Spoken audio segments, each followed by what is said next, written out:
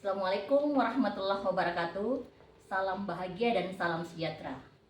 Video ini merupakan praktik baik coaching untuk supervisi akademik. Nah, dalam kegiatan supervisi ini ada 3 tahapan, yaitu tahapan yang pertama yaitu pra-observasi. Kemudian yang kedua, tahap observasi, dan yang ketiga tahap pasca operasi. Sebelum saya observasi atau kunjungan kelas, akan ada beberapa pertanyaan yang akan saya berikan kepada coach saya, yaitu Ibu Nuraini Umar. Silahkan perkenalkan dirinya, Bu. Assalamualaikum warahmatullahi wabarakatuh. Nama saya Nuraini Umar. Saya berprofesi sebagai guru matematika PTSULN Negeri 10 Kunrang. Oke. Sebelum saya observasi, Bu, atau saya akan melakukan kunjungan kelas, akan ada beberapa pertanyaan yang akan saya sampaikan kepada Ibu. Nah, pertanyaan pertama, apa tujuan pembelajaran yang akan Ibu sampaikan pada saat observasi nanti? Ya, adapun tujuan pembelajaran yang akan saya ajarkan ada 3 poin, yaitu memahami pola bilangan, yang kedua menjelaskan pengertian pola bilangan, yang ketiga mengetahui pola bilangan pada segitiga pascal. Oke, jadi Ibu akan menjelaskan tentang pola bilangan. Kemudian pertanyaan berikutnya, Bu, bagaimana pembelajaran Ibu sebelumnya dan kira-kira pengembangan apa yang akan Ibu akan kembangkan nantinya? Ya, saya merasa akhir-akhir ini murid di kelas yang saya ajar itu kurang antusias dalam mengikuti pembelajaran. Kemudian adapun tugas-tugas yang saya berikan hanya 50% siswa yang mengerjakan, Bu. Oh, seperti itu ya. Jadi kalau menurut Ibu, apa yang Ibu harapkan dari obrolan kita hari ini? Saya mengharapkan solusi dari permasalahan saya, Bu. Dengan antusiasnya siswa. Oke, jadi Ibu akan mengharapkan solusi. Nah, menurut Ibu, hal apa saja yang bisa membuat murid-murid Ibu itu kurang antusias dalam pembelajaran yang Ibu lakukan? Ya, setelah saya ingat kembali, menurut saya hal-hal yang menyebabkan murid-murid kurang antusias dalam pembelajaran yaitu karena pembelajaran yang saya bawakan membosankan dan hanya terfokus pada saya. Jadi Ibu beranggapan bahwa pembelajaran yang Ibu lakukan selama ini membosankan. Iya. Kalau seperti itu, Bu, kira-kira apa yang bisa membuat Ibu antusias dalam pembelajaran? Saya pikir murid-murid pasti menginginkan pembelajaran yang asyik, tidak monoton dan tidak membosankan. Iya, bagus sekali, saya sependapat dengan Ibu. Lalu menurut pendapat Ibu, apa saja yang bisa membuat murid-murid Ibu asyik dan tidak bosan pada saat proses pembelajaran? Menurut saya pembelajaran yang terpusat pada murid, Ya. kemudian murid diminta untuk aktif dalam pembelajaran, kemudian adanya ice breaking untuk memfokuskan fokus murid pada pembelajaran. Oke, jadi ada ice breaking, kemudian murid aktif. Oke, nah mengenai tugas yang Ibu berikan kepada murid Ibu, apakah penyebabnya sehingga murid Ibu kurang antusias dalam mengumpulkan tugas? Kemungkinan karena tugas yang saya berikan terlalu banyak, Bu. Kemudian pertanyaan juga terlalu banyak tanpa saya memberikan sumber belajar yang relevan dan beragam. Oke, nah kalau boleh tahu, Bu, Ibu menggunakan sumber belajar apa saja yang ada di dalam kelas? Saya biasanya memakai buku teks yang ada di perpustakaan, Bu. Kalau selain buku teks, Ibu menggunakan apa lagi? Saya biasanya juga menonton dari YouTube, belajar dari YouTube, artikel di blog, kemudian tulisan-tulisan ilmiah di internet, Bu. Oke. Nah, betul sekali apa yang Ibu sampaikan. Saya yakin sekali bila Ibu menggunakan berbagai macam sumber belajar, pasti murid-murid Ibu antusias dalam proses pembelajaran. Nah, sekarang apa rencana Ibu ke depannya untuk menyelesaikan permasalahan tersebut? Yang pertama, saya merancang pembelajaran yang mengasihkan dengan menggunakan sumber belajar yang beragam seperti video YouTube dan dari TikTok. Kemudian yang kedua, saya akan memberikan tugas tidak terlalu banyak. Kemudian bentuk tugasnya juga sesuai dengan minat dan bakat murid-murid. Istilahnya saya akan melaksanakan pembelajaran diferensiasi sehingga murid tidak terkesan terpaksa. Nih, bagus sekali sudah rencana dengan Ibu. Mudah-mudahan apa yang Ibu sudah rencanakan itu berhasil nantinya. Mudah-mudahan semuanya berjalan sesuai dengan harapan ya, Bu. Terima kasih Bu atas waktunya. Oke, terima kasih, Bu. Assalamualaikum warahmatullahi wabarakatuh.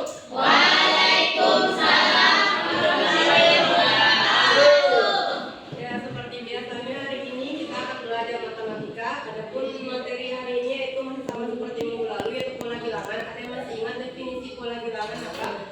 Angkat tangannya, yang ingat? Yang ingat? Yang ingat? Oke, Elsa, coba apa pengertiannya? Pola bilangan adalah kumpulan bilangan yang memiliki pola yang sama dan teratur. Oke, pola bilangan adalah kumpulan bilangan yang memiliki bagaimana cara-cara menentukan pola suatu bilangan. Adapun indikator hari ini yaitu mengidentifikasi pola bilangan, dari suatu barisan. Kemudian yang kedua menunjukkan cara memilih strategi dan aturan-aturan yang sesuai untuk memecahkan suatu permasalahan. Adapun tujuannya ada dua, yaitu mengidentifikasi pola bilangan dari suatu barisan, dan yang kedua menunjukkan cara memilih strategi dan aturan. Sebelum kita masuk ke materi, mungkin ada baiknya kita ice breaking dulu. Pagi, sore, siang, pagi, malam. Ada yang salah tadi? Salah tadi ya, malam 2 kali. Fokus. Oke, ulang. Malam. Malam. Oke. Sore. Pagi. Sore. Apa ini lalu tangannya? Nggak fokus. Fokus. Ulang. Pagi. Malam. Oke, kita lanjut ke materi. Udah fokus semua? Iya, tahu. Oke, kita lanjut ke materi. Kita masuk ke materi ya.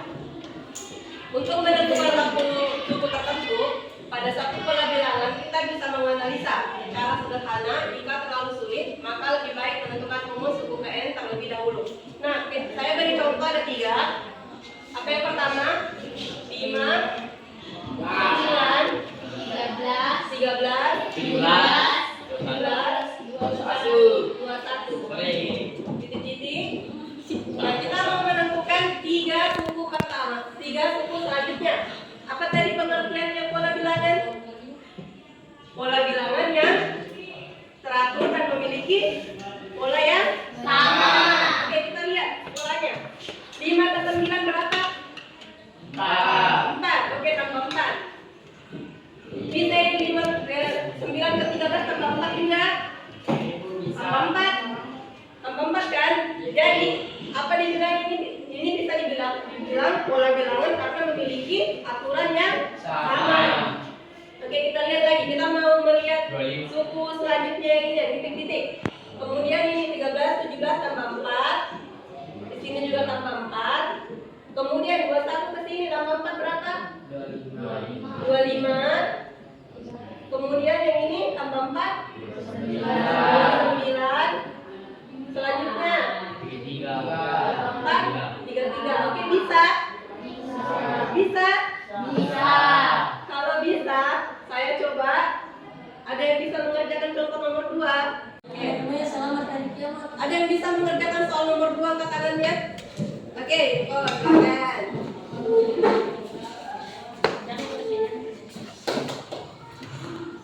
Ya, beri apa dulu? 40.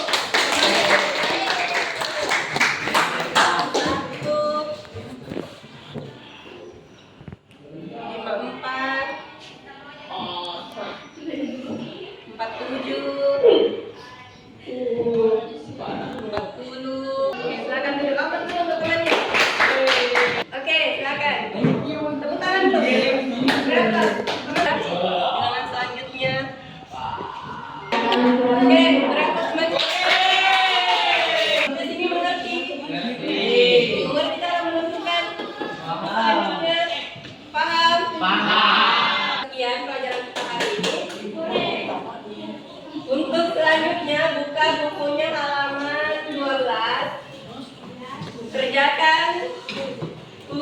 di rumah.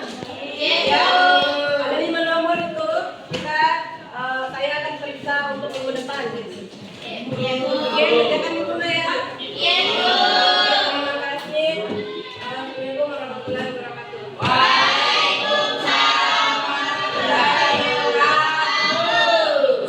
Assalamualaikum Bu Nuraini. Baik Bu, jadi Ibu sudah melakukan observasi di kelas. Nah sekarang kita akan melakukan kegiatan pasca observasi.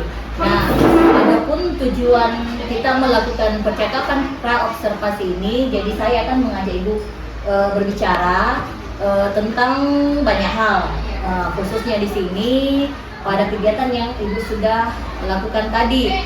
Nah, pada pertemuan sebelumnya Bu, pembelajaran yang Ibu sudah laksanakan di kelas, apakah ada beberapa hal yang ingin saya tanyakan kepada Ibu? Yang pertama, bagaimana perasaan tak Bu setelah melakukan observasi di kelas, pembelajaran di kelas? Alhamdulillah Bu, berjalan dengan baik walaupun belum sempurna. Oke. Kemudian Bu, bagaimana rasanya Ibu melakukan pembelajaran di dalam kelas dengan adanya kehadiran supervisor? Awalnya saya grogi Bu, ada mengamati, namun lama-lama saya pun terbiasa. Alhamdulillah Bu.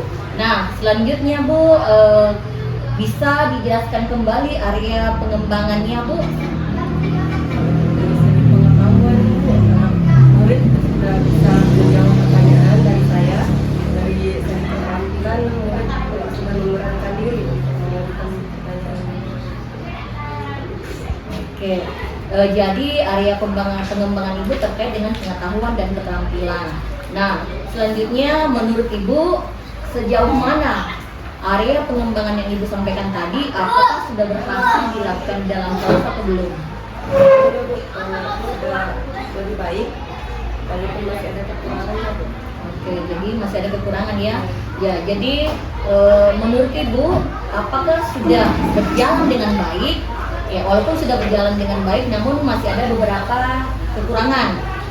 Nah, menurut Ibu Nuraini, apa sih yang menjadi kekurangan yang Ibu hadapi pada saat proses pembelajaran di kelas tadi? Kekurangan yang terjadi Bu, yaitu keaktifan siswa, ada yang aktif, ada yang tidak aktif. Seperti itu. Nah, jadi menurut Ibu tadi masih ada beberapa siswa, ada yang belum terlalu aktif. Nah, kira-kira kenapa atau bagaimana sehingga siswa tersebut kurang aktif dalam proses pembelajaran? Ya, Bu, mereka masih belum mengerti tentang materi yang saya ajar itu pendidikan. Oke. Kemudian rencana Ibu ke depannya seperti apa? Rencana kedepannya saya akan membentuk kelompok dengan diferensiasi, kemudian fokus memperhatikan kinerja kelompok. Jadi seperti itu rencana ke depannya ya Bu ya. Selanjutnya ya semoga apa yang Ibu rencanakan ke depannya bisa terrealisasi.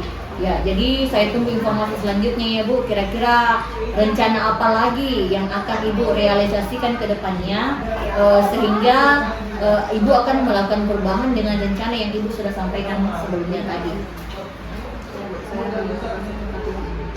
Iya, terima kasih banyak Bu Nuraini. Mudah-mudahan rencana yang Ibu sudah rencana tadi akan direalisasi.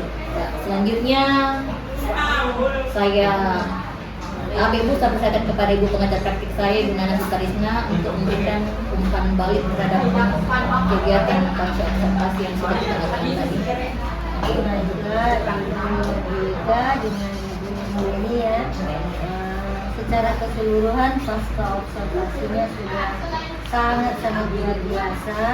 Tujuan percakapan sudah diungkapkan tadi, kemudian ada percakapan kembali dengan Cilike dengan ibu yang akan sejawat dan diobservasi. Kemudian area pengembangannya tadi dari segi pengetahuan dan keterampilan. Kemudian ada rencana aksi pengembangan diri. Jadi secara keseluruhan pasca observasi sudah berjalan sesuai dengan prosedur. Terima kasih banyak.